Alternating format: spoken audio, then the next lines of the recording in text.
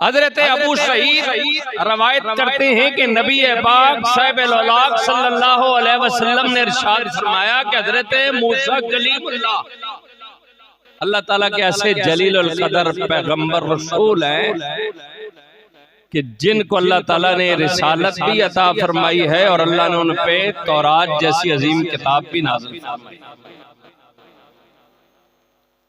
उन्होंने अल्लाह ताला की बारगाह में इल्तिजा की है, मेरे परवरदिगार मुझे कोई वजीफा अता कर, कोई अमल अता कर, कोई विर्द अता कर जिससे मैं तेरी याद तुझे याद किया करूं।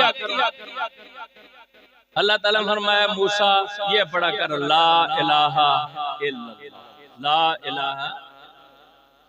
देखो ना इसका मतलब क्या है कि अल्लाह के सिवा कोई इबादत के लायक है नहीं। ऊंचा बोलो अल्लाह के सिवा कोई इबादत के, यानी इस अमल से इस जिक्र से अपने रब को याद किया करो।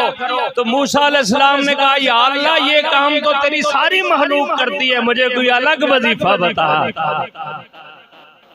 ये काम तो सारे ही कर देन मां इस तो हट के अल्लाह दा खास बंदा है ना, अल्लाह ने कलाम करदा है।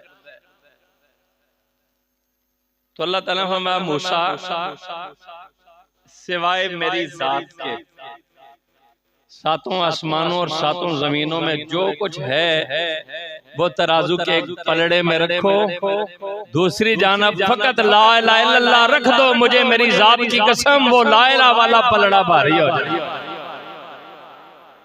वो ला इलाहा वाला पलड़ा भारी हो जाएगा। क्या शान है इस जिक्र की। और सरकार अलैहिस्सलाम ने फरमाया अफदलो जिक्र ला इलाहा इल्लल्लाह। सरकार ने फरमाया सारे अज़कार में जो सबसे ज्यादा फजीलत वाला जिक्र है वो है ला इलाहा। अल्लाह के सिवा कोई इबादत के लायक, ये अकीदा तौहीद का पहला हिस्सा है।